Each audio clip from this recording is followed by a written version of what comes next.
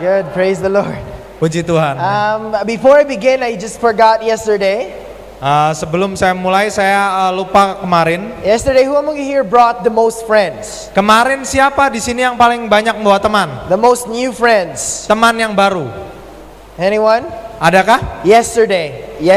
Kemarin. Maybe last night. Atau kemarin malam. Anyone? Adakah yang bawa paling banyak, teman paling banyak? Who brought a new friend? Bawa teman baru? Bawa seorang teman baru? Uncle, did you bring a new friend last night, right? Who could beat one friend? Siapa yang dapat mengalahkan satu orang? Anyone? Yang lebih dari satu orang. You bought one friend? Okay. So we have to give two then. Jadi kita harus memberikan dua One buku. for sir and one for sir. Satu untuk bapak ini dan satu untuk Please raise your hands. tolong angkat tangannya yang kemarin itu. Those people raising their hands, please. Mereka yang ngangkat tangan tadi.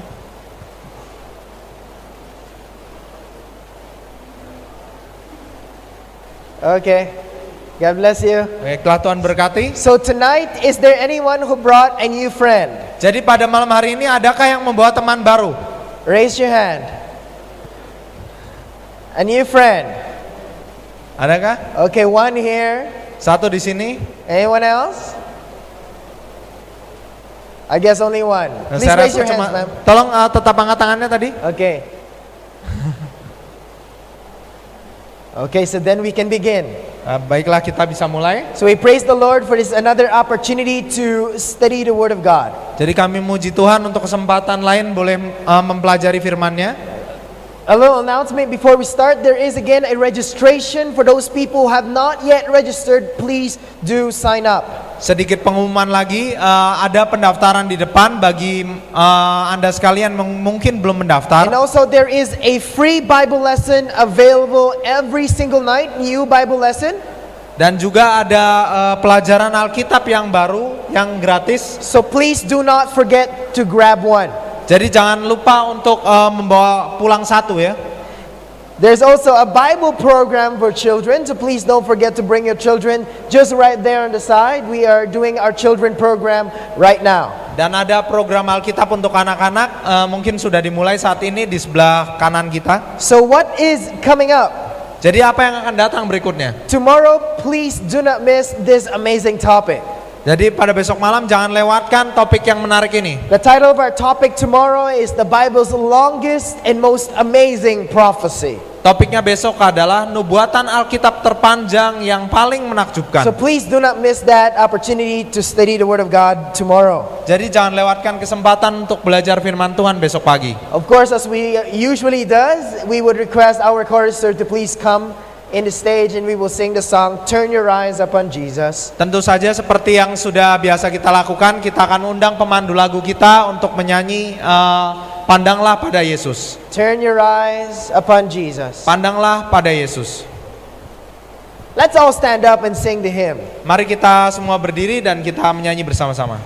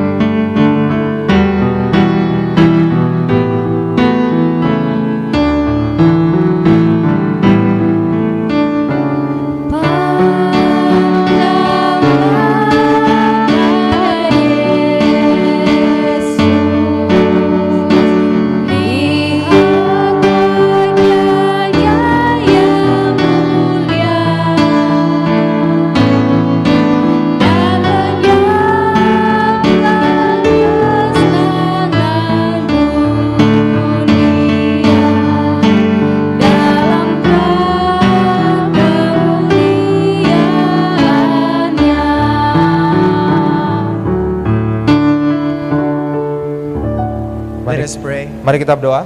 Dear Heavenly Father, Bapa kami yang ada di surga, thank you Lord for the people who came even though it's raining. terima kasih untuk orang-orang yang masih boleh datang meskipun hari hujan. Now Lord, we are asking for your Holy Spirit to come and teach us. Sekarang kami mohon agar Roh Kudus-Mu boleh hadir dan mengajarkan kami. Oh Lord, give us wisdom from above. Berikan kami hikmat dari yang di atas. And may Holy Spirit, Lord, will come to our hearts and minds, soften our hearts, Father. Dan sekiranya Roh Kudus-Mu boleh hadir dan melembutkan hati kami. And use us tonight, Father, especially me as I speak. Dan memakai kami pada hari ini, terutama saya seiring saya mengabarkan firman-Mu. Take away all the distractions, Father. Singkirkan semua gangguan yang ada. And help us, Lord, to focus unto your word. Dan bantu kami untuk konsentrasi pada firman-Mu. In Christ's name we pray. Dalam nama Yesus Kristus kami berdoa. Amen. Amin. The title of our topic for tonight is Revelations 2 Witnesses. Judulnya pada malam hari ini adalah Wahyu 2 Saksi. Revelations 2 Witnesses. 2 saksi dalam kitab Are Wahyu. you ready to study the Word of God? Sudah siap untuk belajar firman Tuhan bersama-sama? If you're ready, say yes. Kalau sudah siap tolong katakan ya. Yes, okay. Revelations 2 Witnesses. Wahyu 2 saksi. Who are these 2 witnesses found in the book of Revelation? Siapa 2 saksi yang ditemukan di kitab Wahyu? Let's look at that in the book of Revelation 11 verses 1 to 3. Mari kita lihat sama-sama di kitab Wahyu ayat yang 1 sampai 3. Revelation Wahyu 11, 11 Wahyu 11 verses 1 to 3. ayatnya 1 sampai We 3. have it in the board. Dan kita sudah ada di layar monitor sini. It says, "And there was given me a reed like unto a rod, and the angels stood saying, Rise and measure the temple of God, and the altar, and them that worship therein." Dikatakan di ayat yang pertama, kemudian diberikanlah kepadaku sebatang bulu seperti tongkat pengukur rupanya, dengan kata-kata yang berikut, bangunlah dan ukurlah bait suci Allah dan mezbah dan mereka yang beribadah di dalamnya. So as you listen, I want you to focus because these texts demands attention. Jadi seiring Anda mendengarkan, saya harap Anda konsentrasi dan fokus karena ayat ini butuh konsentrasi untuk pelajari. Verse 2 tells us, Ayat 2 mengatakan pada kita, "But the court which is without the temple leave out, and measure it not, for it is given unto the Gentiles, and the holy city shall they tread underfoot 40 and 2 months." ayat 2, tetapi kecualikan pelataran bait suci yang di sebelah luar. Janganlah engkau mengukurnya, karena ia telah diberikan kepada bangsa-bangsa lain, dan mereka akan menginjak kota suci 42 bulan lamanya. So the prophecy told us, my dear friends, that the prophecy is about 42 months. Jadi Alkitab mengatakan ada nubuatan 42 bulan lamanya. Now, I want you to notice the next verse. Sekarang saya mau Anda perhatikan ayat yang berikutnya. "And I will give power unto my 2 witnesses," there you have the 2 witnesses, "and they shall prophesy 1,260 days, clothed in sackcloth." Dikatakan di ayatnya yang ketiga, dan aku akan memberi tugas kepada 2 saksiku. Disinilah kita temukan kata 2 saksi ini, supaya mereka bernubuat sambil berkabung 1260 hari lamanya. Now these 2 witnesses, my dear friends, is one of the most speculated item or symbols in the book of Revelation. Dan 2 saksi ini adalah sebuah lambang yang paling dispekulasikan di kitab Wahyu. Many people have speculated what the meaning of these 2 witnesses. Dan banyak orang berspekulasi atau mengira-ngira apa arti 2 saksi ini. But tonight we are going not to be speculating, but we are going to see what the Bible says. Tetapi pada malam hari ini kita tidak akan menduga-duga, tetapi kita akan melihat sendiri apa yang Alkitab katakan. So how many months shall these 2 witnesses prophesy again? Jadi berapa bulan tadi dikatakan 2 saksi ini akan bernubuat? 42 months. 42 bulan ya. Right? 42 And bulan. then the Bible said, "And I will give power unto my 2 witnesses, and they shall prophesy 1,000 and what? 260 days." Lalu dikatakan di ayat yang ketiga tadi, dan aku akan memberi tugas kepada 2 saksiku supaya mereka bernubuat sambil berkabung 1260 hari lamanya. That's 1,260 days. 1260 hari. Now, let me ask you a question. Izinkan saya bertanya sesuatu sekarang. How many days is 42 months? Berapa banyak hari itu 42 bulan? 1 month in a Jewish calendar is 30 days. Satu bulan dalam kalender Yahudi adalah 30 hari. So 1 month is equals to 42 months is how many days? Jadi 42 bulan kalau gitu berapa hari? 1,260 days. 1260 hari. Did we see the same number? Apakah kita melihat angka yang sama di sini? It says it shall prophesy 42 months and now it says 1,260 days. Jadi tadi dikatakan 42 bulan lamanya, lalu dikatakan sini akan bernubuat 1260 hari. Because 42 months and 1,260 days is actually the same thing. Karena 42 bulan dan 1260 hari sebenarnya adalah hal yang sama. So there you have 1,260 days, 42 months is 1,260 days. That is the same. Jadi kita dapati 1260 hari atau 42 bulan sama dengan 1260 hari. So this is 1,260 prophetic days because it's in prophecy. Jadi ini adalah 1260 hari nubuatan karena ini adalah sebuah nubuatan. And by the way, 1 day in Bible prophecy is equals to how much? Omong-omong, kemarin kita sudah mempelajari satu hari nubuatan dalam nubuatan Alkitab melambangkan berapa lama? Is equals to? Melambangkan berapa lama? 1 year, right? 1 tahun ya. And there's a reference there. Numbers 13, 14, 34, Ezekiel 4, 6, Genesis 29, verse 27. 1 day in Bible prophecy is equals to 1 year. Dan di sini ada ayat-ayat referensinya, yaitu Bilangan 14 ayat 34, Yehezkiel 4 ayat 6, Kejadian 29 ayat 27, bahwa satu hari nubuatan sama dengan 1 tahun betulan. So therefore, my dear friends, 1,260 days is equals to 1,260. Karena itu teman-teman, maka 1260 hari nubuatan adalah sama dengan 1260 apa? Tahun, right? Tahun ya. 1,260 days, years.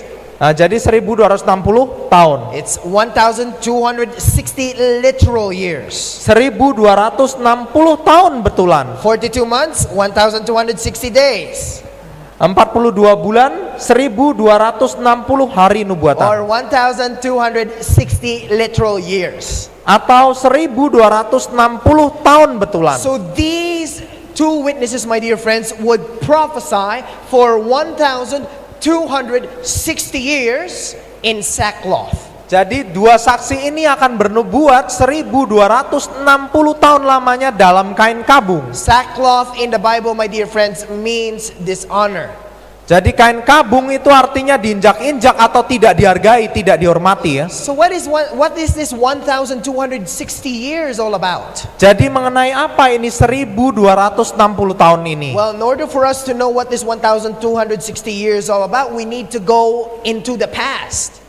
Jadi agar kita bisa tahu ini semua mengenai apa, kita perlu pergi menyusuri masa lalu. Because this 1,260 year prophecy is not a prophecy for the future, it is a prophecy that was already done in the past. Karena nubuatan 1260 tahun ini bukan untuk masa depan, tetapi untuk apa yang telah terjadi. And we know, my dear friends, that these 1,260 years is a very, very important prophecy. Dan kita tahu 1260 tahun ini adalah nubuatan yang sangat penting. We would study this prophecy as we move forward. Dan kita akan mempelajari nubuatan ini seiring kita melangkah maju. But in order for us to understand this prophecy, we need to know who are these two witnesses. Tetapi agar kita bisa mempelajari mengenai hal ini, kita perlu mempelajari dulu siapa kedua saksi So itu. who are these two witnesses, my dear friends? Jadi siapa kedua saksi tersebut? Revelation 11, 4-6. Di Wahyu yang ke-11 ayat yang 4 sampai 6. A continuation of what we read in Revelation 11. Adalah sebuah kelanjutan dari apa yang baru saja kita baca tadi. It says, these are the two olive trees and the two candlesticks standing before the God of the earth. Dikatakan mereka adalah kedua pohon zaitun dan kedua kaki dian yang berdiri di hadapan Tuhan semesta alam. It represented who?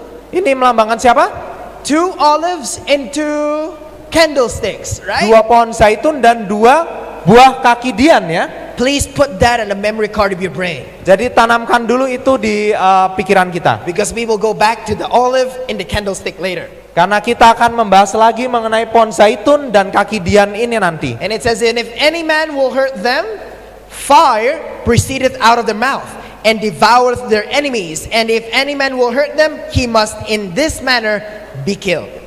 Dikatakan di ayat berikutnya, ayat kelima, dan jikalau ada orang yang hendak menyakiti mereka, keluarlah api dari mulut mereka menghanguskan semua musuh mereka. Dan jikalau ada orang yang hendak menyakiti mereka, maka orang itu harus mati secara itu. Oh, if you offend these two witnesses, fire comes to their mouth and they will devour you.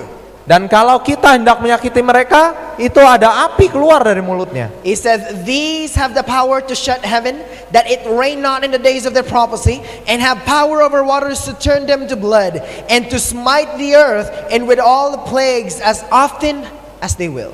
Dikatakan di ayat yang ke-6, Wahyu 11 ayat 6, mereka mempunyai kuasa menutup langit supaya jangan turun hujan selama mereka bernubuat, dan mereka mempunyai kuasa atas segala air untuk mengubahnya menjadi darah, dan untuk memukul bumi dengan segala jenis malapetaka setiap kali mereka menghendakinya. These texts, my dear friends, are not literal text, okay? Ayat ini bukan ayat literal betulan kayak gitu ya. These are symbols. Ini adalah lambang.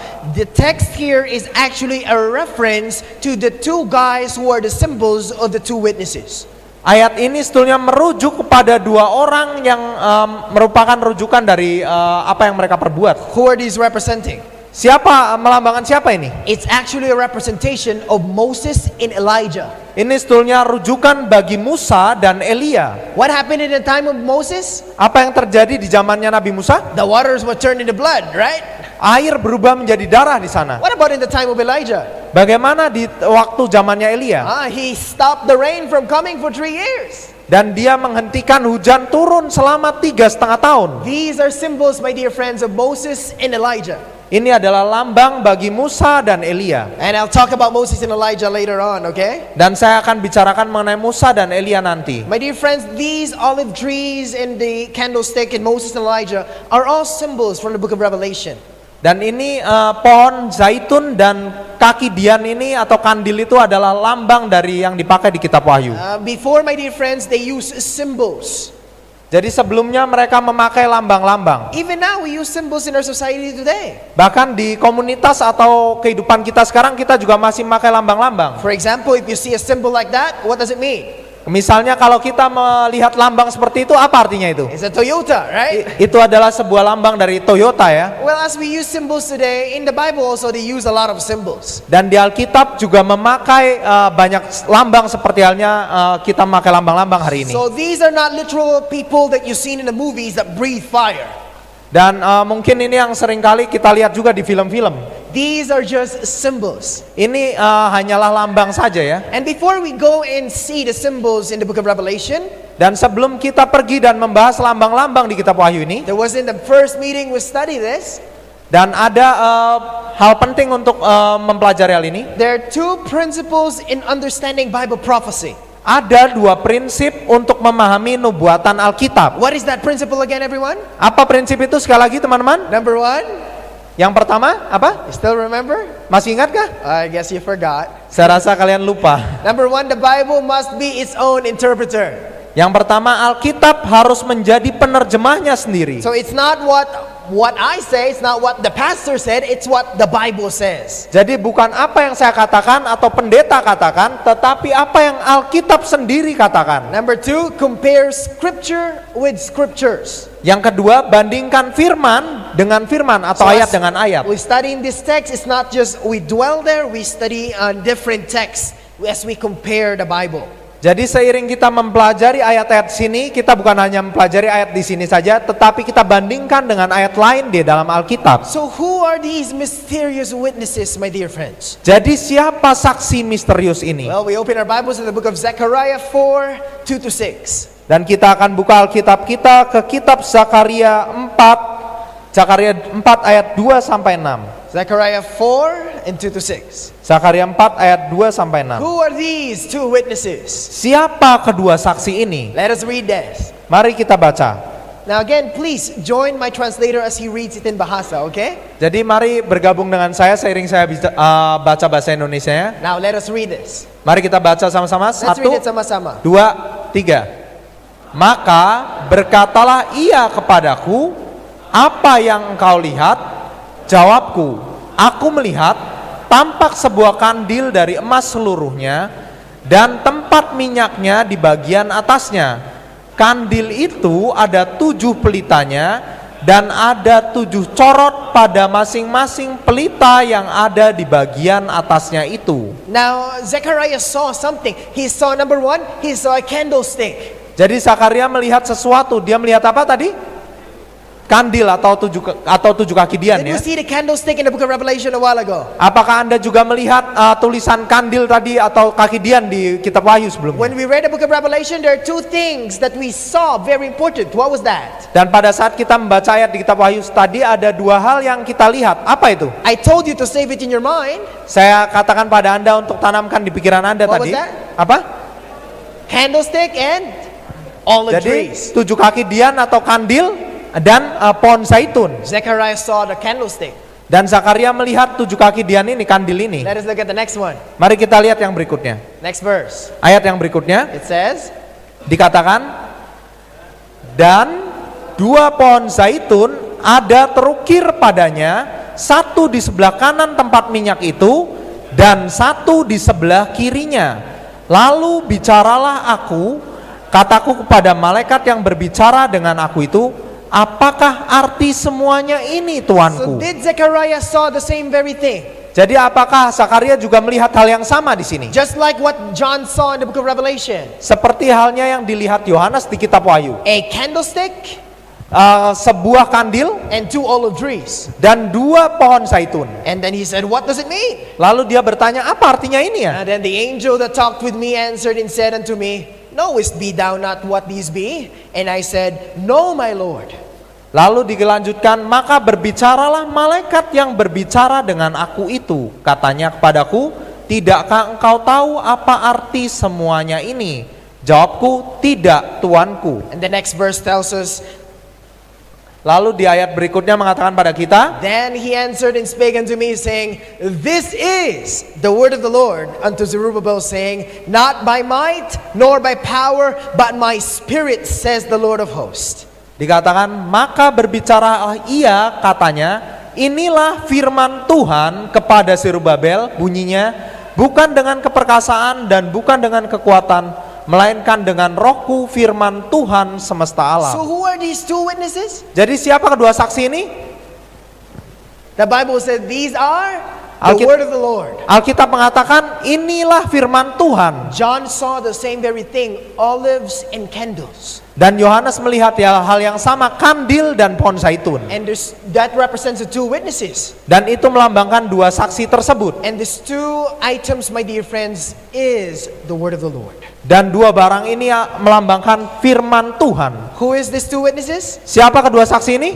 This is the word of the Lord according to Zechariah. Menurut Zakaria inilah firman Tuhan. So the word of God, my dear friends, is the word or the very same thing that John saw in the book of Revelation as 2 witnesses. Jadi firman Tuhan adalah hal yang sama yang dilihat Yohanes sebagai 2 saksi. These 2 witnesses are the Old Testament and the New Testament. 2 saksi ini adalah perjanjian lama dan perjanjian baru. The word of the Lord.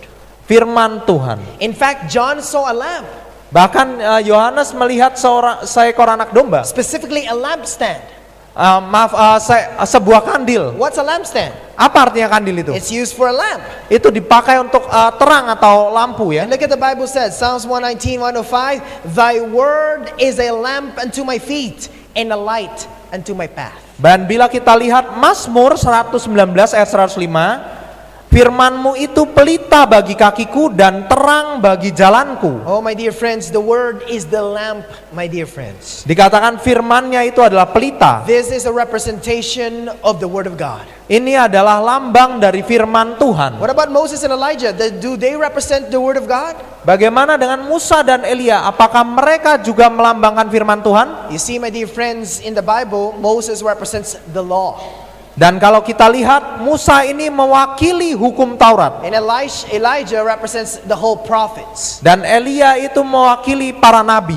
In fact, look at Jesus is always talking about them, both of them. Dan mari kita lihat cara Yesus berbicara mengenai keduanya. Luke 24 verse 27.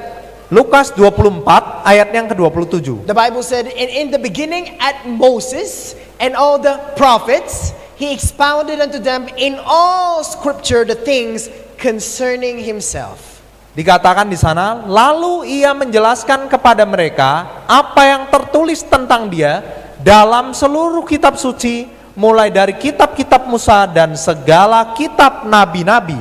These are the law and the prophets. Inilah hukum dan para nabi. The two witnesses. Dua saksi. It represents the word of God.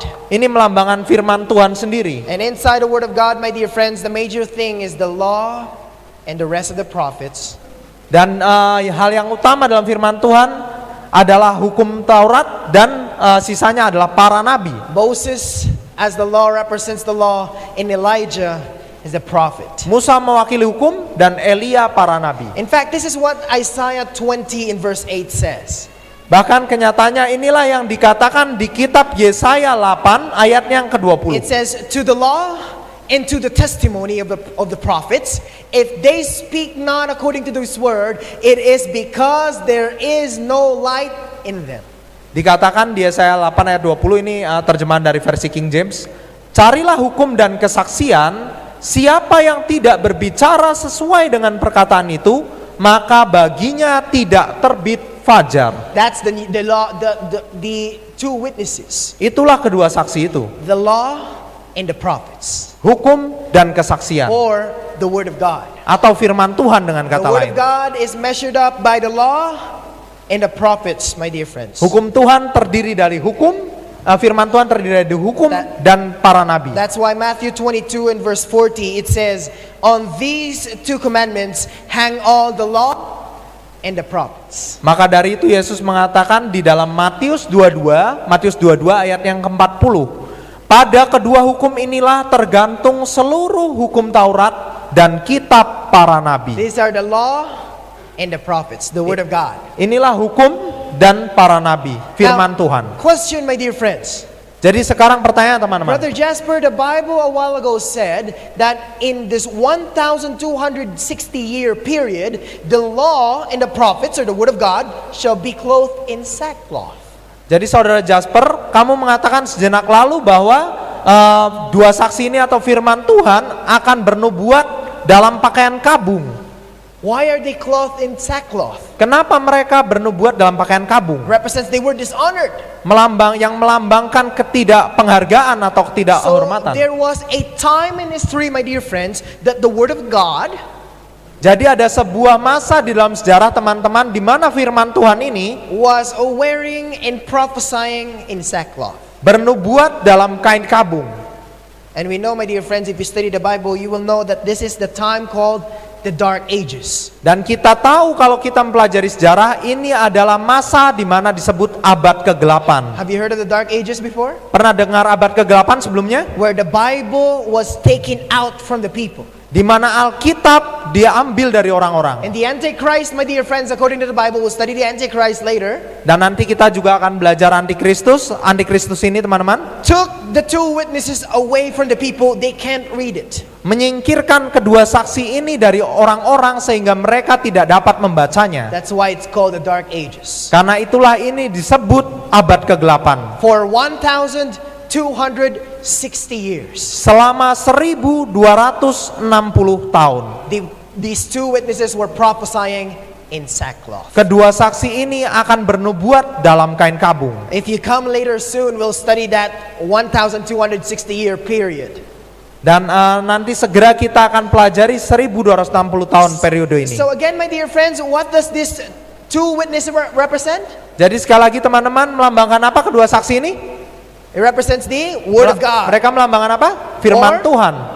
the law, and the prophets. Atau hukum dan para nabi. You see, the Bible tells us, my dear friends, that if we disobey the Word of God, we will commit something called sin.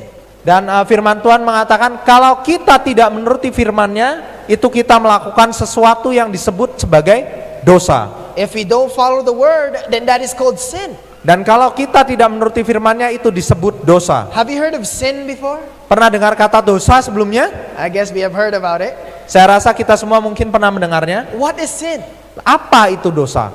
Well, there's a Bible text for that. Ada ayat Alkitab untuk hal itu. 1 John 3 verse 4, it says, "Whosoever committeth sin transgresseth the law, for sin is the transgression of the law." Dikatakan di 1 Yohanes 3 ayat yang keempat, 1 Yohanes 3 ayat yang keempat, setiap orang yang berbuat dosa melanggar juga hukum Allah, sebab dosa ialah pelanggaran hukum Allah. So the Bible tells us, my dear friends, that sin is the what of the law? Jadi Alkitab mengatakan bahwa dosa adalah apa?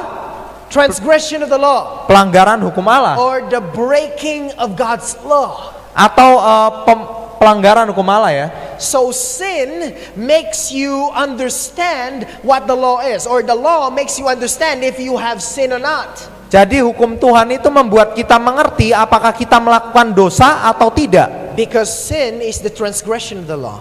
Karena dosa adalah pelanggaran hukum Tuhan. Without law, will you know sin? Yes or no? Jadi tanpa adanya hukum, apakah kita mengenal dosa? Ya atau tidak? No. Enggak kan? Because sin is the transgression of the law. Karena dosa adalah pelanggaran hukum Tuhan. In fact, let me illustrate this. Romans 4:15. Bahkan izinkan saya gambarkan hal ini dari Roma 4 ayat yang It ke-15. says, "Because the law worketh wrath, for where no law is, there is no transgression." Dikatakan di sana, karena hukum Taurat membangkitkan murka, tetapi di mana tidak ada hukum Taurat, di situ tidak ada juga pelanggaran. Did you understand it? Yes or no? Apakah dapat dipahami sejauh ini? So how do we see if we sin or not? Jadi bagaimana kita bisa tahu kita melakukan dosa atau tidak? Because of the law. Karena ada hukum Taurat kita Did bisa you melihatnya. understand? Yes or no? Apakah bisa dipahami sejauh ini? For example, Contohnya, every time I ride a motorcycle here in Indonesia, my translator will always tell me, "Wear your helmet." nah, di setiap kali saya naik motor di sini di Indonesia, penerjemah saya selalu mengatakan pakai helmmu. Why? Kenapa demikian? Because there's a law against not wearing helmet, right? Karena ada sebuah hukum untuk selalu mengenakan helm. Let's say, for example, there is no law against wearing a helmet. Katakanlah tidak ada hukum untuk mengenakan helm. And if I'm riding a motorcycle and I don't have any helmet, Dan kalau saya lagi naik motor dan saya nggak pakai helm, if the policeman saw me, my dear friends, could he stop me and said, "Stop, you're not wearing a helmet"? dan kalau ada polisi, dapatkah dia menghentikan saya dan berkata, berhenti sana, kamu nggak pakai helm? Yes or no? Padahal nggak ada hukumnya, ya atau tidak? He can't stop me. Dia tidak bisa menghentikan saya. Why? Kenapa demikian?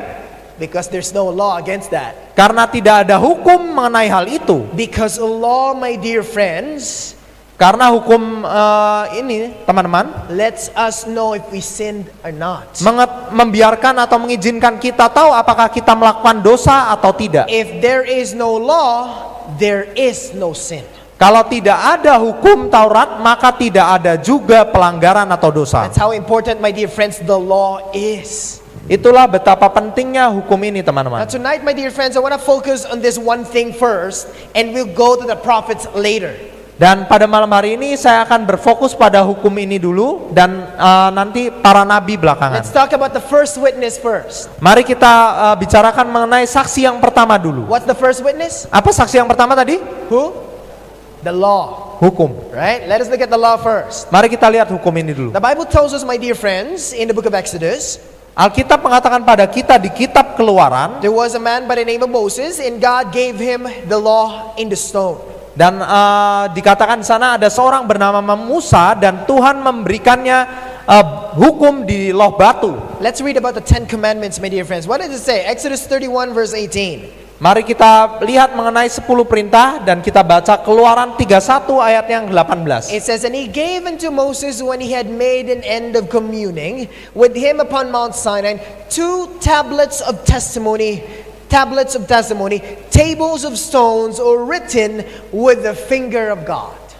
Dikatakan di sana, dan Tuhan memberikan kepada Musa setelah ia selesai berbicara dengan dia di Gunung Sinai kedua loh hukum Allah loh batu yang ditulisi oleh jari Allah. So the Bible tells us, my dear friends, Jadi Alkitab mengatakan pada kita teman-teman, that God gave Moses 2 tablets of stones. bahwa Tuhan memberikan pada Musa 2 loh batu. And what does it say? Dan apa dikatakan sana? He wrote it with his own hands. Dikatakan sana dia menulisnya dengan jari tangannya sendiri. Now who wrote it? Did God wrote it or Moses wrote it? Jadi siapa yang menulisnya? Tuhan atau Musa? It was God. Itu adalah Tuhan sendiri. So God wrote with his hands in the tablets of stone. Jadi Tuhan menulisnya di loh batu. And the Bible, my dear friends, tells us Dan firman Tuhan mengatakan pada kita, it was given to all of us. itu diberikan pada semua kita sebetulnya. Now I want to ask you a question. Jadi saya mau bertanya sesuatu pertanyaan dulu. When someone writes something in the stone, could it be changed, yes or no? Jadi pada saat seseorang menulis sesuatu di atas batu, dapatkah itu dirubah? Ya atau tidak? Yes or no?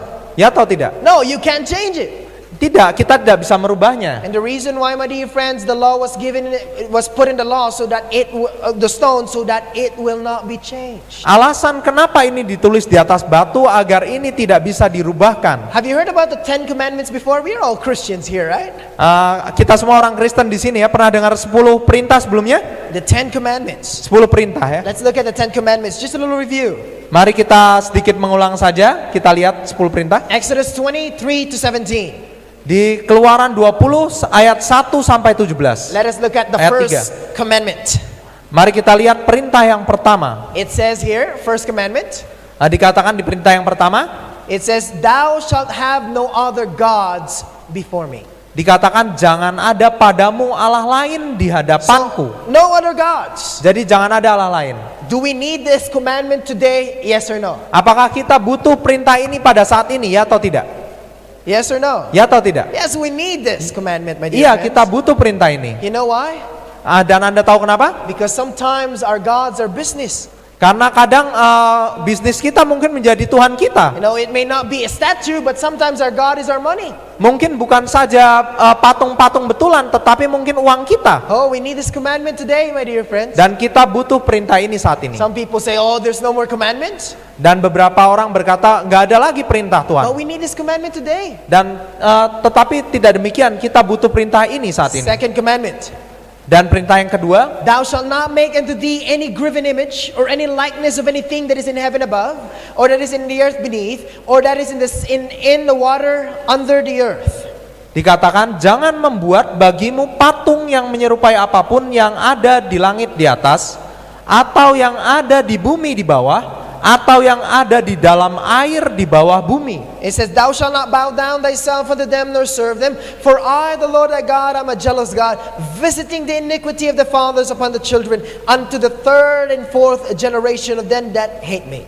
Dikatakan dilanjutkan, jangan sujud menyembah kepadanya atau beribadah kepadanya, sebab aku Tuhan Allahmu adalah Allah yang cemburu, yang membalaskan kesalahan bapa kepada anak-anaknya, kepada keturunan yang ketiga dan keempat dari orang-orang yang membenci aku. And it says, and showing mercy unto thousands of them that love me, and keep my commandments. Lalu dilanjutkan, mari kita baca bersama-sama yang satu ini. 1, 2, 3. Tetapi aku menunjukkan kasih setia kepada beribu-ribu orang, yaitu mereka yang mengasihi aku dan yang berpegang pada The perintah-perintahku. Bible said we should not worship any graven image. Jadi kita dikatakan jangan menyembah berhala. And God will give us mercy, my dear friends, if we obey Him and we love Him. Dan Tuhan akan memberikan kita pengampunan kalau kita mengasihi Dia dan menuruti perintahnya. That's exactly what the book of John says. Bahkan itulah tepatnya apa yang Rasul Yohanes katakan. If you love me, you keep my commandments. Jikalau kamu mengasihi aku, kamu akan menuruti segala perintahku. How do we know if we love Jesus or not? Bagaimana kita bisa tahu kalau kita mengasihi Yesus atau tidak? If we obey His commandments. Kalau kita menuruti perintahnya. So second commandment, my dear friends, the Bible said we should not have any graven image. Jadi perintah kedua dikatakan jangan menyembah berhala. Number 3. Yang ketiga, Thou shalt not take the name of the Lord thy God in vain, for the Lord will not hold him guiltless that taketh his name in vain. Dikatakan, jangan menyebut nama Tuhan Allahmu dengan sembarangan, sebab Tuhan akan memandang bersalah orang yang menyebut namanya dengan sembarangan. Oh, now my dear friends, we need this commandment so much. Dan kita sungguh butuh perintah ini saat ini. I've heard a lot of people saying every time there's oh my OMG, oh my God. Dan setiap kali saya mendengar orang kayaknya selalu nyebut, oh Tuhanku. Oh, we are putting the name of our Lord our God in vain. Dan seakan-akan kita menyebut nama Tuhan I sembarangan. don't know in Indonesian how you say OMG here, but sometimes we say that. Saya nggak tahu apakah di Indonesia nyebut oh my God juga ya. Sometimes we are so careless, my dear friends, in the name of our God. Dan kadang kita begitu menyia-nyiakan nama tersebut. But my dear friends, the name of our God should be respected. Tetapi nama Tuhan harus kita hargai. You should not play around with the name of Jokowi when he is around, Kita juga nggak seharusnya main-main dengan nama Jokowi presiden kita kan? right? Ya nggak? Because he's the president. Karena dia presiden kita yang harus How kita much more, hormati. my dear friends, the president of the universe. Bagaimana lagi dengan presiden jagat raya ini? Sometimes we don't respect God. Dan terkadang kita tidak menghormati Tuhan Let us kita. look at the number 4. Mari kita lihat yang keempat. The Bible said, remember the Sabbath day to keep it holy. 6 days thou shalt thou labor and do all thy work. Dikatakan, ingatlah dan kuduskanlah hari Sabat, 6 hari lamanya engkau akan bekerja dan melakukan segala pekerjaanmu. It says, but the 7th day is the Sabbath of the Lord thy God. In it thou shalt not do any work, thou nor thy son nor thy daughter, thy manservant nor thy maidservant, nor thy cattle, nor thy stranger that is within the gates. Dikatakan, tetapi hari ketujuh adalah hari Sabat Tuhan Allahmu, maka jangan melakukan sesuatu pekerjaan, engkau atau anakmu laki-laki atau anakmu perempuan, atau hambamu laki-laki atau hambamu perempuan, atau hewanmu, atau orang asing yang di tempat kediamanmu. And it says, for in 6 days the Lord made heaven and the earth, and the sea that is in them, and rested the 7th day, wherefore the Lord blessed the Sabbath day, and hallowed it. Dikatakan, sebab 6 hari lamanya Tuhan menjadikan langit dan bumi, laut dan segala isinya, dan ia berhenti pada hari ketujuh. Itulah sebabnya Tuhan memberkati hari Sabat dan menguduskannya. Oh, the 4th commandment tells us, my dear friends, to separate a day to worship God. Dan perintah keempat mengatakan pada kita untuk memisahkan sebuah hari untuk boleh sama-sama beribadah pada Tuhan. You see, sometimes we're too busy, we forget God, that God has wanted us to worship Him on that specific day. Dan kadang kita menjadi terlalu sibuk dan kita lupa pada Dia. Worship God, my dear friends, Berbakti pada Tuhan, that teman-teman. day that He commanded. Itulah yang diajarkan oleh Let us perintah look ini. at the next verse, the next one. Mari kita lihat yang berikutnya. It says, honor thy father and thy mother, that thy days may be long upon the land which the Lord thy God giveth thee.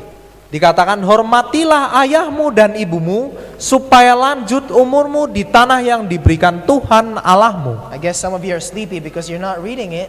Saya rasa beberapa dari Anda mungkin mengantuk karena Anda nggak turut baca. So again, if you read a verse, please read it together, okay? Jadi mari sekali lagi kalau kita baca sebuah ayat bahasa Indonesia, kita baca bersama-sama. So the Oke? 5th one, my dear friends, is honor thy father and your mother. Dan yang kelima tadi, hormatilah ayahmu dan ibumu. This is one of the most endangered commandment, my dear friends, in our society today. Dan ini adalah salah satu perintah yang mungkin kelihatannya langka dan hampir punah di komunitas zaman kita saat ini. We don't obey our parents anymore. Dan kita tidak menghormati dan menuruti orang tua kita Oh, lagi. I've seen families, my dear friends, and it makes me sad. Dan saya melihat rumah tangga dan ini membuat saya sedih. You know who's the boss now in the house? Dan Anda tahu siapa bosnya sekarang di rumah tangga? It's now not obey your parents, now obey your children. Sekarang bukan turutilah orang tuamu, tetapi turutilah anak-anakmu. Oh, it's very sad. I go to the mall sometimes, my dear friends, and when the children says, I want that. Karena pada saat saya mungkin pergi ke mall dan anaknya berseru, saya mau itu, mama. And the mother would say, no, no, no, no. Dan ibunya mungkin berkata, enggak. Do you know what the child said? Dan Anda tahu apa yang anaknya katakan? He would sit down on the floor and would roll over and cry as hard as he could.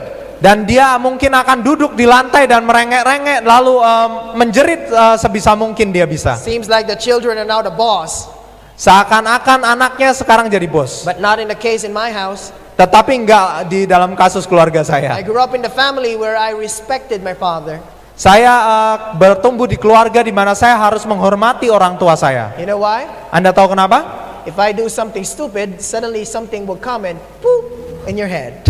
Dan kalau saya melakukan sesuatu hal yang bodoh, tiba-tiba sesuatu datang ke badan saya dan nge-smack saya gitu. By the way, there's a difference between disciplining your children and child abuse, okay? Omong-omong ada sebuah perbedaan besar antara mendisiplin anak kita dan mengasari anak kita ya. I'm not saying you tie your children on a rope and tie on a tree. I'm not saying that. Saya nggak katakan pada Anda untuk ngikat anak Anda di pohon mangga ya. But we don't see discipline anymore in our families. Tetapi kita nggak melihat lagi disiplin dalam keluarga kita. Parents, it's not just a commandment to your children.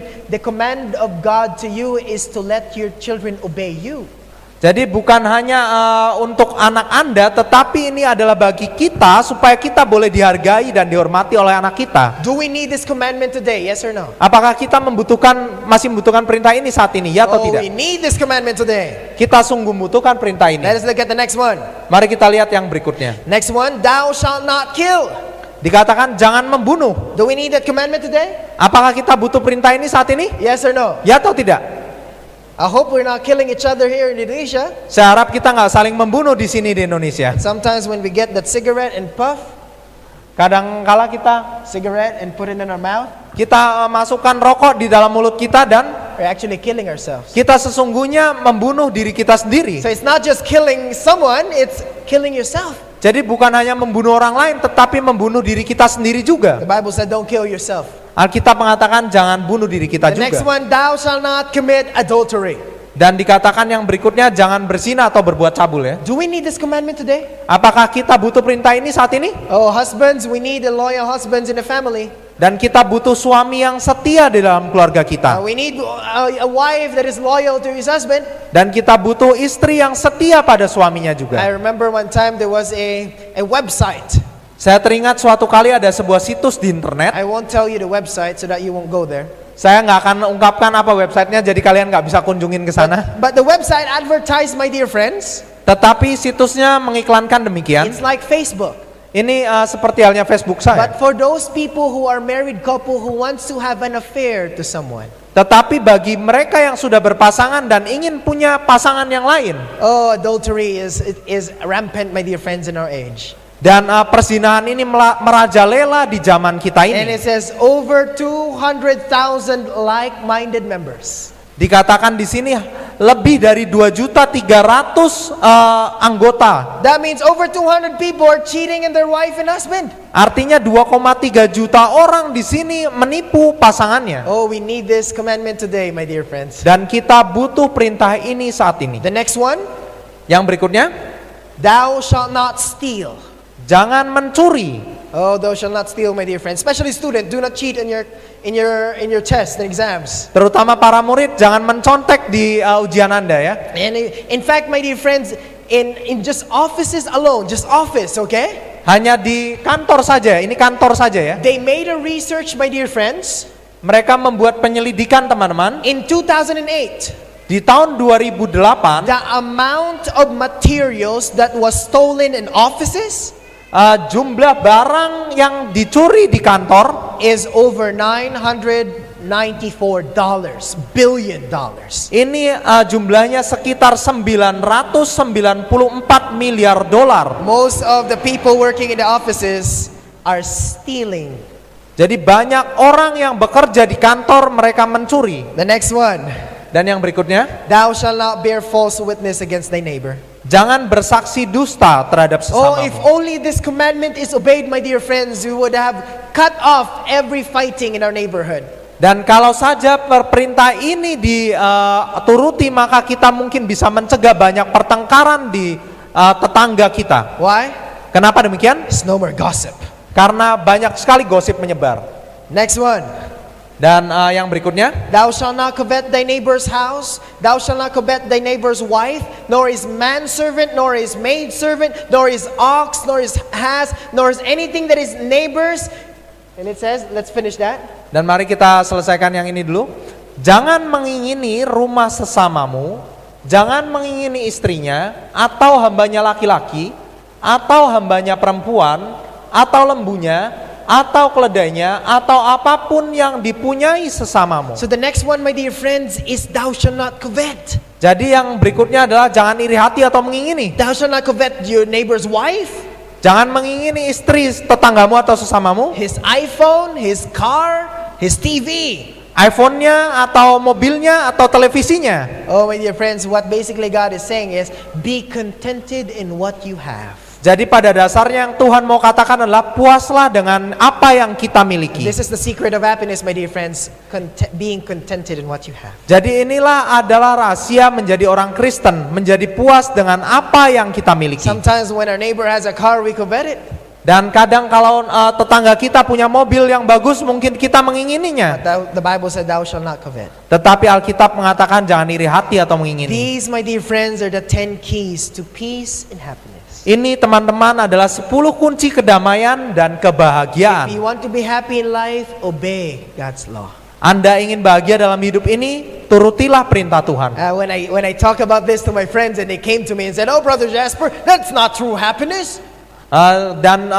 Seorang teman saya pada saat saya membicarakannya, dia datang pada saya dan mengatakan, Saudara Jasper, itu bukan kebahagiaan sejati. I can't do this, I can't do that, I can't do this. That's not happiness. Banyak sekali larangan, saya nggak bisa melakukan ini, melakukan itu. Have you heard people saying that to you before? Apakah Anda pernah dengar juga orang mengatakan demikian pada Anda? Oh, God is too strict. Itu terlalu keras, terlalu ketat. That's not happiness. Itu bukan kebahagiaan. Happiness is when I can party all night long, drinking alcohol, smoking, I can do whatever I want. That is happiness. Kebahagiaan adalah saya bisa melakukan sebebas saya bisa mabuk-mabukan semalaman, merokok dan lain-lain. Happiness is I can be with 10 women.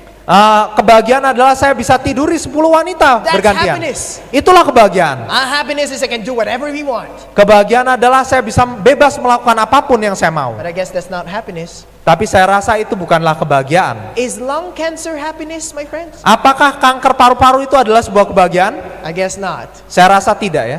Some of my friends have sexually transmitted disease. Is that happiness? Dan beberapa teman saya kena penyakit menular seksual. Apakah itu adalah kebahagiaan? Well, it's not. Saya rasa itu bukanlah True kebahagiaan. happiness, my dear friends, is to obey God and enjoy your life to the fullest. Dan kebahagiaan yang sejati adalah boleh menikmati hidup ini dan menuruti perintah Tuhan. That's true happiness. Itulah kebahagiaan yang sejati. In fact, this is what it says in the Bible. Psalms 119 verse 1. Blessed or happy are the undefiled in the way who walks in the law of the Lord. Dikatakan di Mazmur 119 ayat yang pertama, Mazmur 119 ayat yang pertama, berbahagialah orang-orang yang hidupnya tidak bercela, yang hidup menurut Taurat. Happy are you if you obey the law of God. Jadi berbahagialah kita kalau kita menuruti hukum Tuhan. Imagine if you obey God and said, thou shalt not kill, and you won't kill yourself, you eat healthy.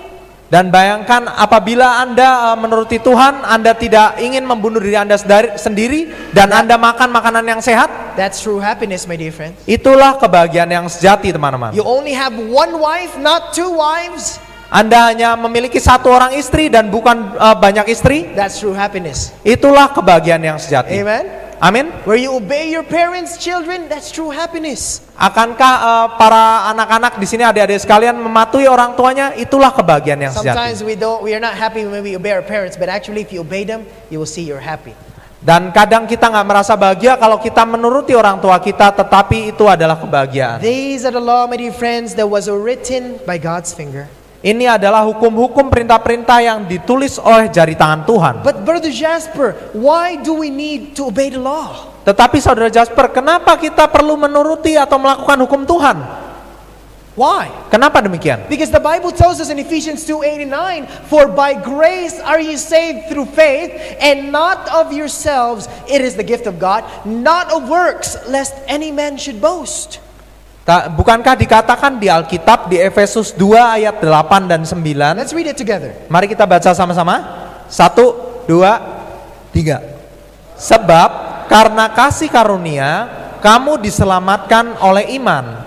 Itu bukan hasil usahamu, tetapi pemberian Allah. Itu bukan hasil pekerjaanmu. Jangan ada orang yang memegahkan diri. So we are saved by grace, not by works, Brother Jasper. Jadi kita sudah diselamatkan oleh kasih karunia, bukan oleh pekerjaan kita, Saudara Jasper. But why do we need to obey the law then? Jadi kenapa kita perlu menuruti hukum Tuhan kalau gitu? Why? Kenapa demikian? Because we cannot be saved by obeying the law. Karena kita juga nggak bisa diselamatkan dengan menuruti hukum Tuhan. Why?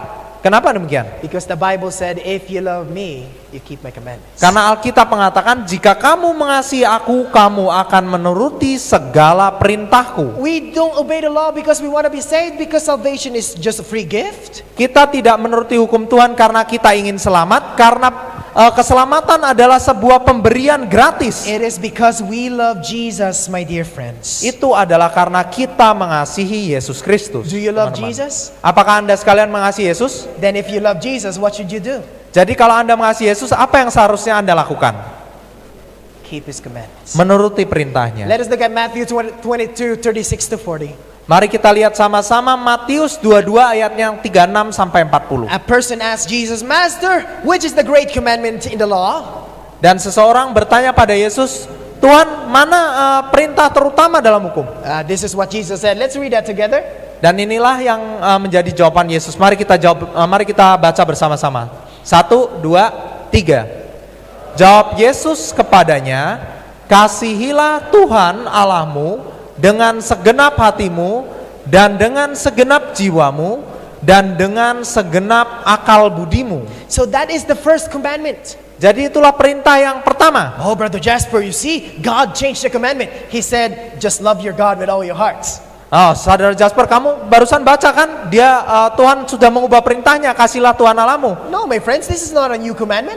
Tidak teman-teman, ini bukan perintah yang baru. You look at Deuteronomy 6-5, this is an old commandment. Dan kalau kita lihat Ulangan 6 ayat 5, di sana ada perintah yang sama. Ini adalah sebuah perintah yang lama juga. Jesus was just quoting in the Old Testament. Yesus hanya mengutip dari apa yang disebutkan di Perjanjian Lama. Next verse. Mari kita lihat ayat berikutnya. Sama-sama.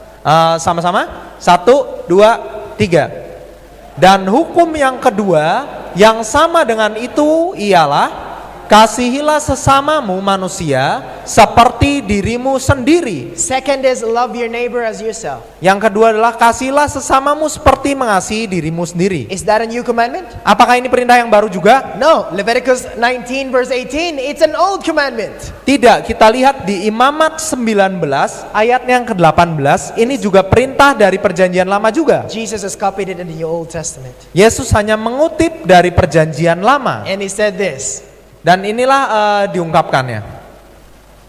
Pada kedua hukum inilah tergantung seluruh hukum Taurat dan kitab para nabi. It says, on these hang the law and the prophets. Dikatakan pada kedua hukum inilah tergantung hukum Taurat dan So kitab para basically, my nabi. dear friends, that is how it looks like. Jadi pada dasarnya seperti inilah harusnya terlihat. It hangs into two. Dibagi dua. That means these laws, my dear friends, in the Ten Commandments, has the foundation. Has a foundation. These laws in Jadi, the Ten Commandments hukum-hukum dalam 10 perintah ini memiliki fondasi. has a foundation, and that foundation is called love. Dan fondasi itu adalah disebut hukum kasih. The first commandment, he said, love your God with all your heart. Dan hukum yang pertama tadi, kasihilah Tuhan Allahmu. In the first half of the commandments, the first, second, third, and fourth is actually the love of God, love for God. Dan kalau kita lihat perintah pertama sampai keempat adalah sebenarnya mengasihi Tuhan kita. If you love God, will you obey, worship a graven image? Dan kalau kita mengasihi Tuhan kita, apakah kita akan menyembah berhala? No. Tentu tidak kan? Will you make any other gods? Akankah kita membuat sesuatu berhala dari yang lain? No. Tidak kan? If you love God, you won't do it. Kalau kita mengasihi Tuhan kita akan melakukannya. Second commandment, Jesus said, love your neighbors. Dan perintah yang kedua, Yesus mengatakan, kasihilah sesamamu. If you love your neighbors, would you steal at them? Dan kalau Anda mengasihi sesama Anda, akankah Anda mencuri milik mereka? If you love your neighbors, would you kill them? Kalau Anda mengasihi sesama Anda, akankah Anda menyakiti atau membunuh mereka? Would you bear false witness? Akankah Anda menggosip mengenai mereka? No. Tidak kan? That's why he said, love is the foundation of the commandments. Karena itu dikatakan kasih adalah fondasi dari setiap perintah. These, my dear friends, are the keys to peace and happiness. Ini teman-teman adalah kunci kepada kedamaian dan See, kebahagiaan. my dear friends, the law is given to us as a mirror. Dan kalau kita perhatikan, hukum ini diberikan kepada kita sebagai sebuah cerminan atau kaca cermin. Let us look at James 23, 1:23 to 25. Mari kita lihat apa yang dikatakan Yakobus 1 ayat yang ke-23 dan 25. Let's read it together. Yakobus 1 ayat yang 23 sampai 25, It says, kita baca sama-sama. 1, 2, 3 dikatakan, ia adalah seumpama seorang yang sedang mengamati mukanya yang sebenarnya di depan cermin. Baru saja ia memandang dirinya, ia sudah pergi atau ia segera lupa bagaimana rupanya. Tetapi barang siapa meneliti hukum yang sempurna, yaitu hukum yang memerdekakan orang, dan ia bertekun di dalamnya, jadi bukan hanya mendengar untuk melupakannya, tetapi sungguh-sungguh melakukannya, ia akan berbahagia oleh perbuatannya. The Bible tells us, my dear friends, that the law of God is likened unto a mirror. Alkitab mengatakan bahwa hukum Tuhan itu selayaknya seperti cermin. It gives you your situation and who you are. Ini memberitahu kita situasi kondisi kita, memberitahu kepada kita siapa diri Now kita. let me ask you a question. Izinkan saya bertanya sesuatu. How much part of the mirror could you break without breaking the whole mirror? Berapa banyak bagian cermin yang Anda bisa pecahkan tanpa memecahkan seluruh cermin? What do you think? Bagaimana menurut Anda? If you break one side of the mirror, it breaks everything, right? Kalau Anda pecahkan satu sisi dari cermin saja, itu akan pecah semuanya. But the law is like that, my dear friends. Dan hukum itu adalah seperti itu. The Bible said, for whosoever shall keep the whole law and yet offend in one point, he is guilty of all. Alkitab mengatakan di Yakobus 2 ayat 10, sebab barang siapa menuruti seluruh hukum itu, tetapi mengabaikan satu bagian daripadanya, ia bersalah terhadap seluruhnya. You see, my dear friends, if you break one commandment, you break everything. Jadi kalau kita melanggar satu perintah, kita melanggar semuanya. Just like a mirror. Seperti halnya cermin tadi. See, my dear friends, the law of God is given to us as a mirror. Dan ketahuilah teman-teman, hukum Tuhan ini diberikan pada kita selayaknya seperti cermin. It reveals our condition. Ini mengungkapkan atau memberitahu kita kondisi kita. Let me just illustrate. Izinkan saya Let ilustrasikan. me just fix something, okay? I'll go back. Oke, saya akan ambil sesuatu lalu saya akan kembali lagi.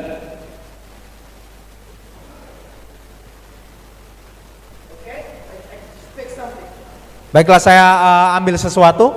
And the law is given to us Dan hukum diberikan pada kita as a mirror. sebagai cermin. What? Sebagai apa? Something wrong with my face? Kenapa? Ada sesuatu yang salah kan dengan wajah saya? There's a what? Ada apa? There's a dirt in my face. Ada coretan atau kotoran di wajah saya. Now what do I do in order for me to see the dirt in my face? Jadi apa yang harus saya lakukan agar bisa melihat kotoran ini di wajah saya? What do I need? Apa yang saya perlukan? I need a mirror. Saya perlu sebuah cermin. And then suddenly there was a mirror. Lalu tiba-tiba ada cermin ini. Oh, I need a mirror. Nah, saya butuh cermin. Oh, the mirror gives me my condition. I had dirt in my face, right? Dan cermin ini memberitahu keadaan saya punya kotoran ini di wajah saya. So since I saw what is my condition in the mirror, Dan karena saya sudah melihat kondisi saya lewat cermin ini, what should I do? apa yang saya harusnya lakukan berikutnya? Oh, I did not like what I see. Saya nggak suka apa yang saya lihat. What should I do? Apa yang harus saya lakukan I berikutnya? throw away the mirror, right? Apakah saya akan lemparkan cerminnya? And no. Tentu tidak kan? What do I do? Apa yang harus saya lakukan? I rub it on my face, right? Saya gosok-gosokkan cerminnya ke wajah saya, benar nggak? Will it do it? Apakah itu akan bekerja dengan baik? No, my friends. Tentu tidak, teman-teman. Because the mirror is just there to show you who you are. Karena cermin ini hanya ada di sana untuk menunjukkan seperti apa diri Anda. You see, my dear friends, the law is not there to cleanse you. Ketahuilah teman-teman, hukum itu tidak ada di sana untuk membersihkan diri kita. It cannot save us. Itu tidak bisa menyelamatkan kita. Did you understand? Apakah Anda bisa pahami? But it's there to show you who you are. Tetapi ini ada untuk menunjukkan siapa diri kita That's sebenarnya. why it's dangerous, my dear friends, if you say there's no more law. Because if there's no more law, you won't see who you are spiritually. Karena itu sangat berbahaya kalau kita katakan tidak ada lagi hukum. Karena dengan begitu kita nggak bisa lagi melihat siapa diri kita sebenarnya. So what do I need? Jadi apa yang saya perlukan? If the law show you that you have sinned, Kalau hukum itu telah menunjukkan kalau kita punya dosa. well, the Bible tells us. Dan yang Alkitab katakan adalah ini. It says, for the law, by the law is the knowledge of sin. Dikatakan Roma 3 ayat yang ke-20, Roma 3 ayat yang ke-20, karena justru oleh hukum Taurat orang mengenal dosa. But what do I need in order to take away the dirt? Dan apa yang saya perlukan untuk menghapus kotoran ini? The Bible tells us this. Dan Alkitab mengatakan ini. But if we walk in the light as he is in the light, we have fellowship with one another, and the blood of Jesus Christ his son cleanses us from all our sins. Dikatakan di 1 Yohanes 1 ayat 7, 1 Yohanes 1 ayat 7, tetapi jika kita hidup di dalam terang, sama seperti dia ada di dalam terang, maka kita beroleh persekutuan seorang dengan yang lain, dan darah Yesus anaknya itu menyucikan kita daripada segala dosa. What do I need in order for me to be cleansed? Jadi apa yang saya perlukan agar saya boleh dibersihkan kotoran ini? Do I need the mirror and rub it on my face? Apakah saya perlu cermin ini untuk digosok-gosokkan ke wajah saya? It's not working. Dan itu nggak berhasil. Well, I need something else, right? Dan saya butuh sesuatu yang lain, ya kan? I need a towel to wipe it out. Saya butuh mungkin sebuah handuk untuk mengusapnya. I hope it goes out. Saya harap ini akan hilang. Well, it's not going out. Nggak hilang sempurna ya. Bad mood. Mungkin pergerakan yang salah juga. Don't mind it. It's okay. Jangan pikirkan itu. So that's the representation, my dear friends, that we need Jesus Christ to cleanse us. Jadi ini adalah sebuah lambang bahwa kita perlu Yesus Kristus untuk membersihkan kita. So when we sin, my dear friends, we need Jesus. Jadi pada saat kita berdosa, kita memerlukan Yesus. I hope you understand what I'm saying here in front. Saya harap Anda bisa memahami apa yang coba saya katakan di depan sini. 1 John 1:9, let's read it together. We don't have any time, so we need to rush. 1 Yohanes 1 ayat 9, mari kita baca bersama-sama, kita nggak punya banyak waktu lagi. 1, 2, 3. Jika kita mengaku dosa kita, maka ia adalah setia dan adil, sehingga ia akan mengampuni segala dosa kita, dan menyucikan kita dari segala kejahatan. So Jesus, my dear friends, is the one who cleanses us. Jadi Yesus adalah yang akan membersihkan kita. Not your works can cleanse you. Bukan pekerjaan kita yang dapat membersihkan kita, Only Jesus can. hanya Yesus yang mampu. So what about those Christians who says they are Christians but they're not obeying the law? Jadi bagaimana dengan orang-orang Kristen yang menyebut diri mereka Kristen tetapi mereka tidak menurut hukum This is Tuhan? what the Bible said. Ini yang Alkitab katakan. Let's read it together. Mari kita baca bersama-sama. 1, 2, 3. Dan inilah tandanya bahwa kita mengenal Allah, yaitu jikalau kita menuruti perintah-perintahnya. Next verse. Ayat yang berikutnya. Barang siapa berkata, aku mengenal dia, tetapi ia tidak menuruti perintahnya, ia adalah seorang pendusta dan di dalamnya tidak ada kebenaran. What did the Bible say? Apa dikatakan Alkitab barusan? Those people who says they were Christians but they're not obeying the law is a liar. Mereka yang mengatakan mereka adalah orang Kristen tetapi tidak menuruti hukum Tuhan, mereka adalah pendusta. I don't want to be a liar. How about you? Dan saya tidak ingin menjadi seorang pendusta. Bagaimana dengan Anda sekalian? And the truth is not with him. Dan dikatakan kebenaran tidak bersama dengan dia. There's a reference there. We can't read the whole thing because we don't have any time. I need to hurry. Dan ini ada referensi di sana, kita nggak bisa baca semuanya karena kita perlu terburu-buru The sedikit. Bible said that God will write his law in our hearts and in our mind. Dikatakan Tuhan akan menuliskan hukumnya di dalam hati dan pikiran kita, So that we may remember, my dear friends. sehingga kita boleh tetap ingat. And he will replace our heart with a clean heart. Dan dia akan menggantikan kita dengan hati yang bersih. The Bible tells us, my dear friends, I will delight thy will, O my God, yea, thy law is within my heart. Dikatakan Mazmur 40 ayat 8, aku suka melakukan kehendakmu ya Allahku, Tauratmu ada dalam dadaku.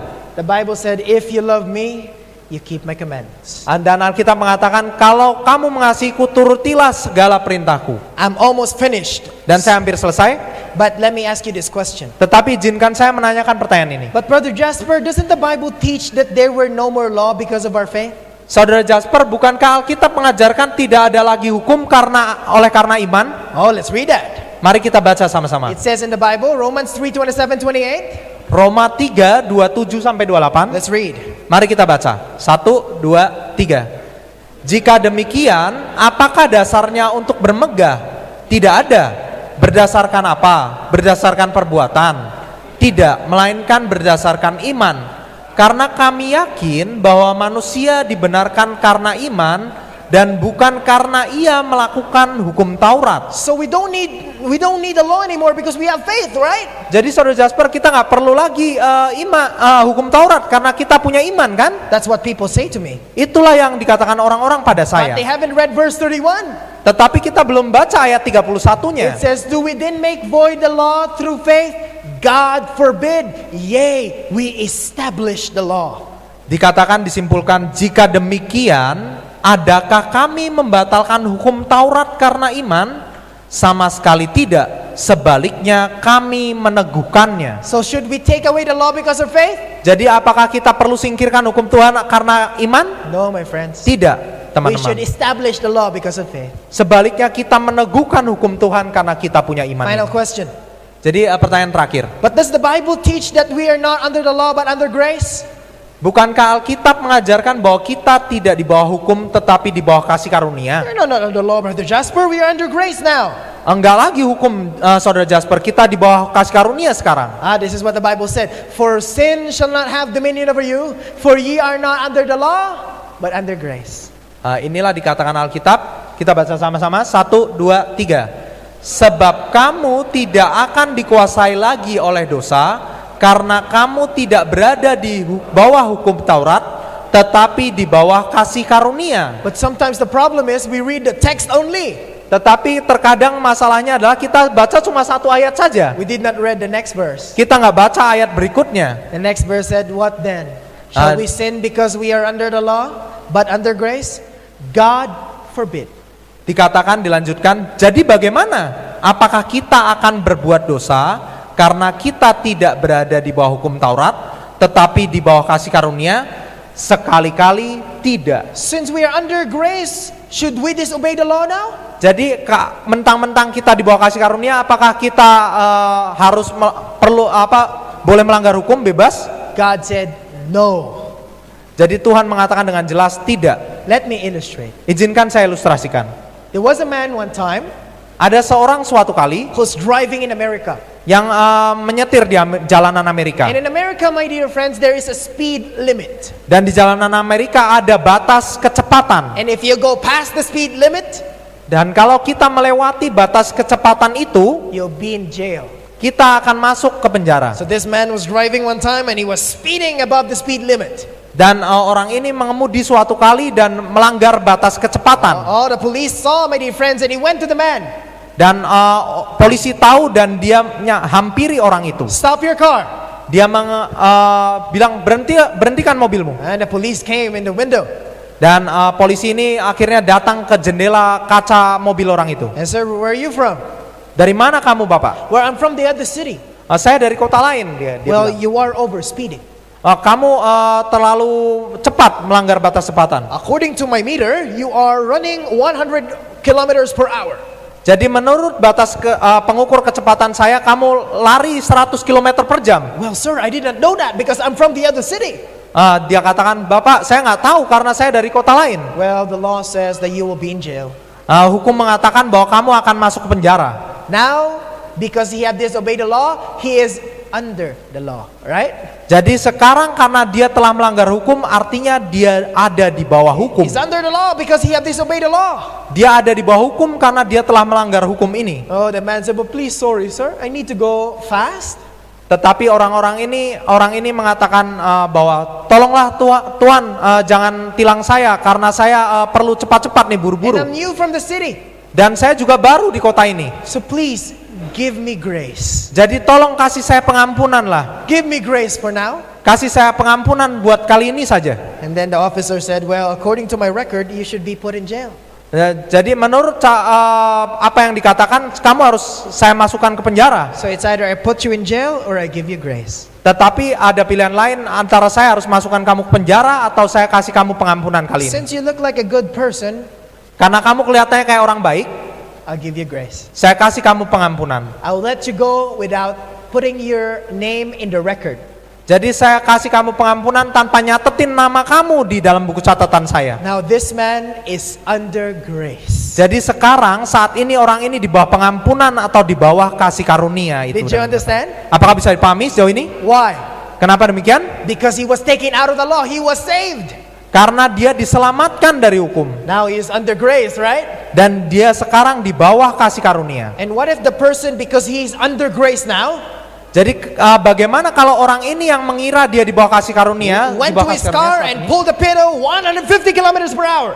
lalu dia mulai ngebut lagi 150 km per jam. Is that what he does? Apakah itu yang akan dia lakukan? Well, he's under grace now, right? He can do whatever he wants. Wah, dia di bawah kasih karunia kan, sekarang di bawah pengampunan, jadi dia bebas melakukan apapun kan? Oh, I've heard some pastor says, we are under grace now, there's no more law. Dan saya mendengar beberapa pendeta berkata, wah kita di bawah kasih karunia saat ini dan nggak ada lagi hukum Tuhan. Oh, my dear friends, if you're under grace, you will not disobey the law. You should follow the law. Dan sesungguhnya teman-teman, kalau kita di bawah kasih karunia, malahan kita harus menuruti hukum Tuhan. If my teacher would give me grace, my dear friends, Dan kalau guru saya memberikan saya pengampunan teman-teman, or if Jesus would give me grace because of my sin, dan Yesus memberikan pengampunan karena dosa-dosa saya, I'm not supposed to abuse the grace. saya nggak seharusnya menyalahgunakan kasih karunia itu. I should follow God. Saya seharusnya mengikuti hukum The Tuhan. law, my dear friends, is very important. Dan hukum Tuhan sangatlah penting teman-teman. And even though we are not worthy because of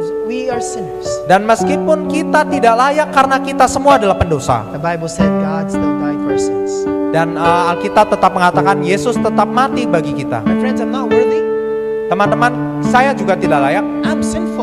Saya juga penuh dosa. I've done so many stupid things. Saya telah melakukan banyak hal bodoh dalam And yet kehidupan the saya. Bible tells me that God died for me. Tetapi Alkitab mengatakan pada saya bahwa Tuhan mati bagi saya. The Bible said, do we then make void of the law through faith? God forbid. Alkitab mengatakan, adakah kami membatalkan hukum Taurat karena iman? Sama sekali tidak, sebaliknya kami meneguhkannya. Yea, we establish the law. Sebaliknya kami meneguhkannya. My dear friends, the Bible said that happy is the people who obeys the law. Alkitab bahkan mengatakan, berbahagialah orang yang menuruti hukum Tuhan. My dear friends, the law is given not for us to abuse. Jadi teman-teman, kasih karunia ini atau hukum Tuhan bukan untuk disalahgunakan. Grace is given not for us to abuse. Kasih karunia bukan diberikan pada kita untuk salah The gunakan. law is given, my dear friends, for us to be tested. If you love me, you keep my commandments. Dan hukum Tuhan diberikan agar kita boleh diuji. Jika kamu mengasihi aku, kamu akan menuruti segala perintahku. My friends, I'm a sinner. Teman-teman, saya seorang pendosa God still saved me. dan Tuhan tetap menyelamatkan saya. There was a story one time. Ada sebuah cerita suatu kali, His name was John Newton. orang ini namanya John Newton. And John Newton, my dear friends, according to the story, he was a bad person. Dan John Newton menurut kisahnya adalah seorang yang jahat. He's selling people as slaves. Dia memperjualbelikan orang sebagai budak. And the story was told that John Newton was traveling with his big boat filled with slaves going to England. Dan dikatakan dicerita bahwa John Newton lagi pergi menuju Inggris dengan kapalnya yang penuh budak. And while they were sailing to England, my dear friends, the story was told that the storm came. Saat dia berlayar menuju Inggris dikatakan ada badai menerpa. It almost destroyed the boat. It's about to sink. Dan hampir menghantam kapalnya sehingga karam. While the storm was hitting the boat, my dear friends, Dan sementara badai menghantam kapalnya, John Newton started to pray. John Newton akhirnya mulai berdoa. He said, Lord, save me. Dia mengatakan, Tuhan selamatkan saya. Lord, give me grace. Save me, Lord. Tuhan selamatkan saya. And the story was told that he came to his mind. Lalu dikatakan dia menjadi kembali berpikir, merenung. And he thought for a moment. Dan dia merenung sejenak. He said, why would God even save me? Ngapain Tuhan perlu selamatkan saya? I'm a sinner. Saya ini seorang pendosa. I'm a bad person. Saya ini orang jahat. Why would God even save me? Ngapain juga Tuhan mau selamatkan saya? And I was thinking about that also in my life. I'm a sinner, Lord. Dan saya juga memikirkan hal itu dalam kehidupan saya. I've done so many stupid things, but why have you saved me the cross? Tuhan, saya juga orang yang jahat. Saya banyak melakukan hal-hal bodoh. Kenapa Engkau mau menyelamatkan saya? Maybe today you were thinking, Lord, I'm a sinner. I'm not worthy. Mungkin pada saat ini Anda berkata, Tuhan, saya juga seorang pendosa. Saya nggak layak sebenarnya. We're all sinners. Dan kita semua memang pendosa. Like John Newton, he was crying, Lord, why would you want to save me? I'm a sinner, Father. Seperti halnya John Newton, mungkin kita berpikir, Tuhan, kenapa kamu mau menyelamatkan saya padahal saya ini pendosa? The story was told that John Newton was saved. Akhirnya diungkapkan di cerita itu bahwa John Newton selamat. The storm calmed, Dan badai itu tenanglah. and they were safe going to England. Dan mereka berlayar dengan aman ke Inggris. And John Newton was saved by God. Dan John Newton diselamatkan oleh Tuhan. He went to England. Dia sampai di Inggris. He did not just still follow the same things that he did. Dia tidak mengikuti lagi hal-hal atau kebiasaan pekerjaan yang biasa dia lakukan. He is saved by grace, but yet now following God. Dan dia telah diselamatkan oleh kasih karunia dan dia sekarang rindu untuk mengikuti Tuhan. John Newton went home and wrote a hymn. John Newton akhirnya pulang ke rumahnya dan dia menulis sebuah lagu himnal. The hymn says, "Amazing grace, Dan dikatakan lagu itu kasih karunia. how sweet the sound Betapa indah terdengar. that saved a wretch like me. Yang menyelamatkan seorang jahanam seperti saya. I once was lost, Saya dahulu tersesat, but now I'm found. tetapi sekarang saya ditemukan kembali. Was blind, but now I see." Dulu saya buta, tetapi sekarang saya melihat. Tonight, you may be a sinner. Pada malam hari ini mungkin kita semua seorang You pendosa. have maybe broken God's law. Mungkin kita punya hubungan yang runtuh ini. But always remember, my dear friends, God has given us grace Tetapi selalu ingat teman-teman, Tuhan telah memberikan kita kasih karunia. to cleanse us from all unrighteousness. Untuk membersihkan kita dari segala kesalahan Let's kita. all stand up and sing John Newton's song. Mari kita sama-sama berdiri dan menyanyikan lagu John Newton I ini. request my friend to please come up in front and we'll sing this song. Saya akan mengundang teman saya ke depan dan kita boleh menyanyi sama-sama. Amazing grace, how sweet the sound. Sungguh ajaib anugerah.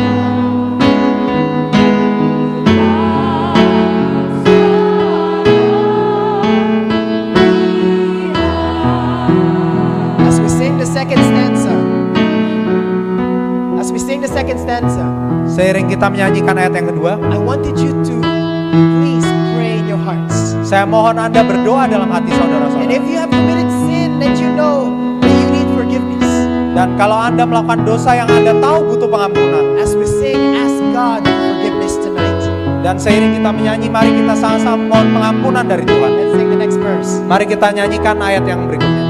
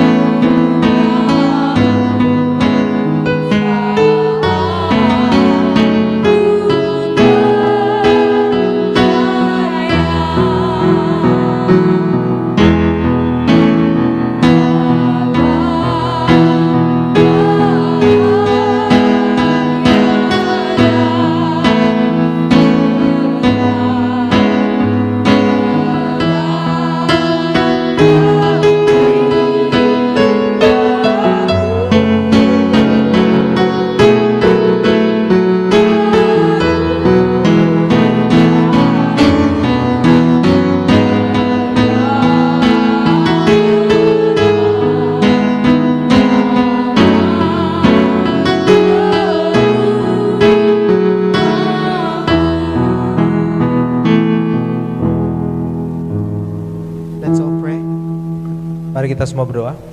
Before I pray, maybe some of you here have burdens in your heart and you're saying, Lord, I needed grace from you.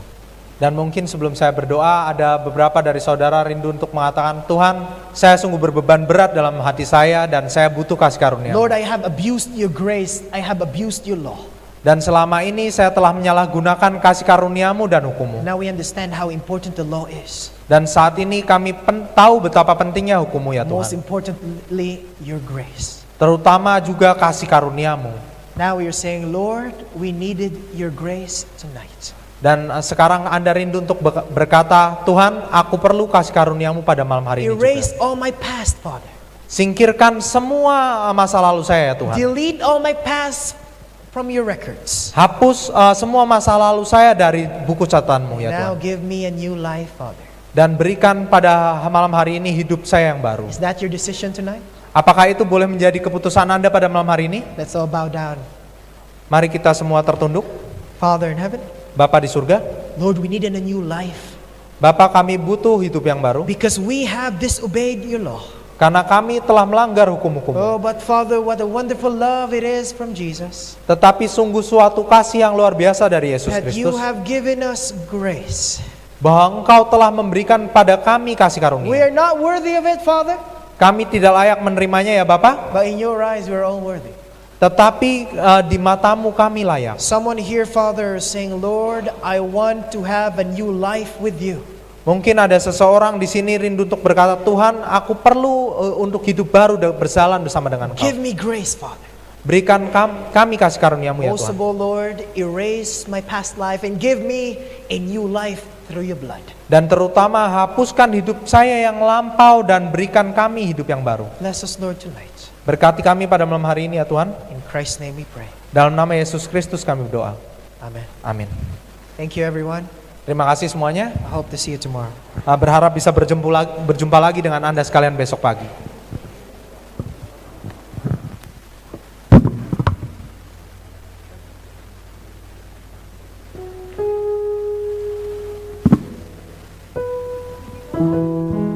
Puji Tuhan, kita telah diberkati dengan seminar pada malam hari ini. Silahkan saudara-saudara dapat mengambil materi malam ini di depan. Dan jangan lupa ajak saudara-saudara kita, teman-teman kita, kenalan-kenalan kita.